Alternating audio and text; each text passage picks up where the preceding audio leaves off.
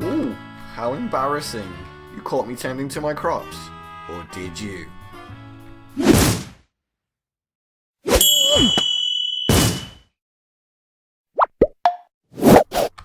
Hello and welcome back everybody to my industrial Minecraft world. As you can see, it's the same one as before.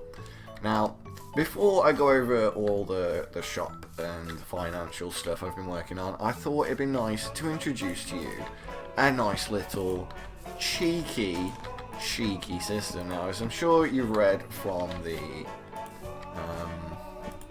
title in the description, you know what's coming, so let's just get the redstone down and show you how it works. And a boosh. Let's Tucker. So, it auto-planted all of our crops, and as you can see from the intro to the video, they all grow perfectly fine. So what does it do? It does wheat, it does pumpkin, it does melons, and it does radishes, beetroots, whatever you want to call them. It does potatoes, and it does carrots. It does them all, ladies and gentlemen, boys and girls. How does this work? I'm glad you asked. Let's go through the beetroot example. When this is given an impulse, I did have them on repeat previously, but they were causing a lot of lag on the server, constantly checking these 20 times a second, so I decided to put it on impulse and use redstone. So every time you push the button, it dispenses the seed. So, because if you're going to have this automated, you're going to have something dispensing the seeds for you. And at that point, if you're feeding a redstone signal to the dispensers, you might as well feed it to the command blocks too. So, it tests for a type, tests for @e, type equals item, name equals beetroot seeds, quotation marks. If you're referencing the actual screen name of anything, you always want to put in quotation marks if you're having spaces in there. So, test for type equals item, name equals beetroot seeds. Pretty straightforward. So when we fill this a pulse, it's going to test for beetroot seeds. Then what it's going to do is it's going to go to those beetroot seeds, and it's going to, at their location, relative location, tilde mean relative. So it's going to test at their relative location to see if one block below it, again the y coordinate is in the middle, one block below it is farmland. Because obviously you can only plant seeds on farmland. So if I was doing this on any other block, it wouldn't work. We're going to set that block right exactly where the beetroot is to a beetroot. It's that simple. And then this one just kills the beetroot seed. So if I was to put this on repeat and always active for the purposes of this test, you will notice if I throw the beetroot seeds down, nothing happens, right? If I remove these beetroots, plop them on farmland, they get planted. Same with the melon seeds, because obviously the melon seeds aren't on repeat right now, that won't work. But if we were to, say for example, throw the melon seeds down, then run over to here real quick, and push the button. All these are going to spit back out because their farmland's already occupied, but that melon has now planted itself. So, if I get rid of all these crops again, bip, oh god, pig, get out of here. I'll need to hoe that again, because obviously it needs to be farmland, because it's testing for farmland, and then boosh. Because it's getting a signal, and the seeds are on the ground, it's going to do it. The reason that you want it on needs redstone and impulse and feeding it signals is because it will work fine for things like wheat. So if I go around the back here, where's the wheat one? Wheat. So it will work fine for wheat. So if I turn that to repeat and always active,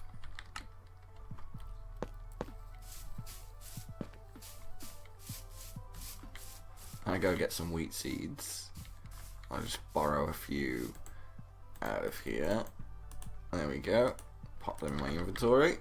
So now we've got some wheat seeds. So what we can do is wherever farmland is, we can just farm it out wheat seeds and it plants the wheat. Very straightforward. When you harvest the wheat, you'll see that it grows just fine. And then once it's fully grown, if I harvest it and it produces seeds, the seeds auto plant themselves and you get the wheat. But, and this is a pretty big but, where's the potatoes one. So if we access that one and we put this one to repeat and always active, and then put myself back in survival, when you extend it to potatoes, you fully grow the potatoes.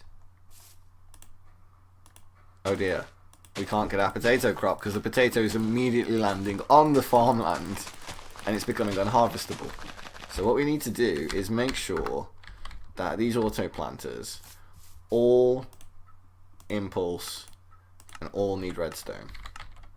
So that way, if we go back into survival,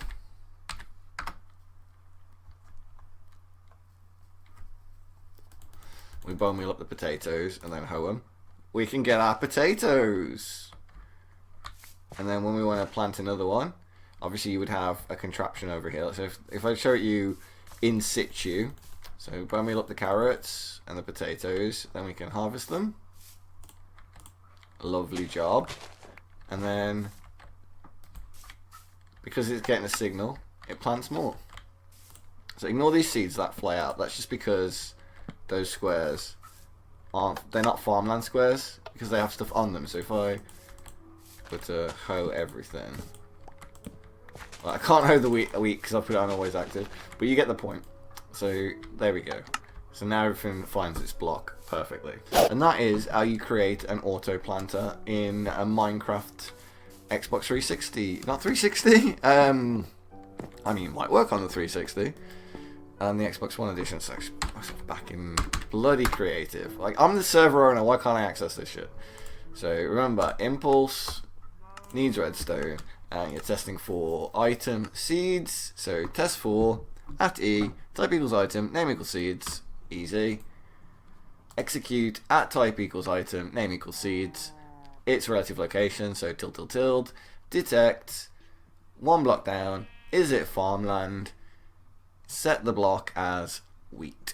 So you do this for every different type, and then always remember to kill the seeds afterwards, kill the item that originally spawned.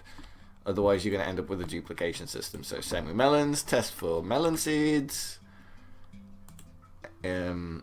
Is it on farmland? Set block melon stem. Very important you use melon stem, not melon block, otherwise you'll just place a melon block there. And then obviously kill the melon seeds. And again, same for carrots. Now what threw me with carrots is when you set the block, it's the same name as the entity but with an S. And it goes for potatoes too. So if I go back around to the other side real quick, I'll just show you that with the potatoes. So we're killing the potatoes. We're setting the potato block, so potatoes, and again we're testing for item name potatoes. So what you're doing is making sure that an item exists, so in this case beetroot seeds, so test for at E, item beetroot seeds, are the beetroot seeds out in the world somewhere on the floor? If that's yes, we're going to chain on, and at the name beetroot seeds we're going to check if it's above farmland. If it is, we're going to set a block at its relative location, beetroot. Then we're gonna kill those beetroot seeds. Relatively straightforward. Boosh. So yeah, I hope you enjoyed that video. If you did, don't forget to drop a like, subscribe, and I'll see you next time. Bye bye now.